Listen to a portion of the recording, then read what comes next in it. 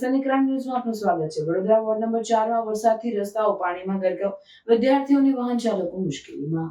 વડોદરા શહેર ward number 4 માં નજીવા વરસાદમાં પણ ઘૂંટણસમાં પાણી ભરાઈ ગયા છે અને રોડ પર ગટરના ઢાંકણા પણ તૂટેલી હાલતમાં છે। વરસાદી કાંસ પણ ખુલ્લી છે। દુઃખની વાત તો એ છે કે ત્યાં એક સરકારી સ્કૂલ આવેલ છે અને ત્યાંથી દરરોજ 2000ની આસપાસ વિદ્યાર્થીઓ અવરજવર કરતા હશે।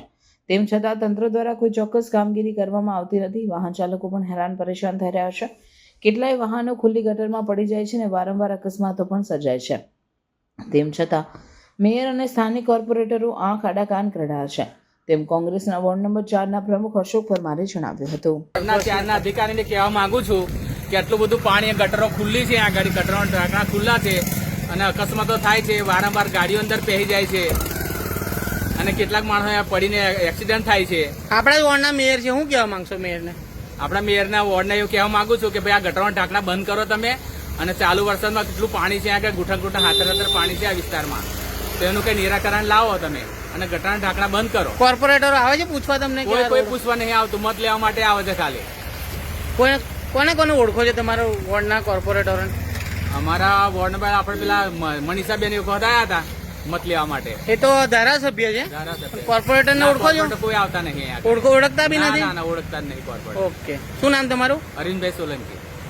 હું અત્યારે વોર્ડ નંબર 4માં ઊભો છું, પિંકીબેન સોનીના વોર્ડમાં। તમે જોઈ શકો છો કે ના જેવા વરસાદની અંદર ઠેરે ઠેર પાણી ભરાઈ ગયું છે, ઘૂંટણસમાં પાણી છે। દરેક વાહન ચાલકોને તકલીફ પડી રહી છે, અહીંના જે દુકાનદારો છે એ લોકોને તકલીફ પડી રહી છે, અહીંયાથી જે આવતા જતા નગરજનો છે એમને તકલીફ પડી રહી છે।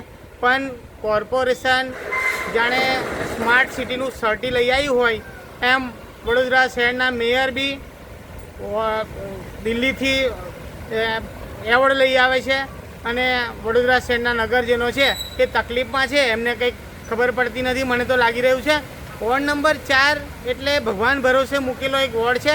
અહીંના 4 કોર્પોરેટર નિષ્ક્રિય છે, એક સીધો મારો આક્ષેપ છે। વડોદરા શહેરને મેયરને જણાવવાનું કે આ જ નજદીકમાં એક સ્કૂલ આવેલી છે અને ત્યાં હજારોના તાદાદમાં અહીંયાથી વિદ્યાર્થીઓ અવર જવર કરે છે। તમે જોઈ શકો છો આ જે ઢાંકણું છે, નીચે બતાવજો, આ ઢાંકણું છે એ આખું તૂટી ગયેલું છે। આ ઢાંકણું છે ગટરનું અને બાજુમાં કાચ નીકળે છે। હવે તમે જોઈ લો કે અહીંયાથી કોઈ છોકરું આવતું જતું અહીંયાથી જો કોઈ પડી જશે, અંદર ફસાઈ જશે તો એની જિમ્મેદારી કોની? વડોદરા શહેરના મેયર ફક્ત ને ફક્ત એસી ચેમ્બરમાં બેસીને જે મોટી વાતો કરે છે બંધ કરવી જોઈએ। હું તો કહું છું કાર્યકર્તા તરીકે તમે રાજીનામું આપી દો બીજેપીના બી, કારણ કે તમારાથી કંઈ કામ થવાનું નથી, એ ચોક્કસપણે દેખાઈ આવ્યું છે। સનસની ક્રાઇમ ન્યૂઝ ને સબસ્ક્રાઇબ કરો અને બેલ આઇકન દબાવી તાજી અને સચોટ ક્રાઇમ સમાચાર સૌથી પહેલા મેળવો।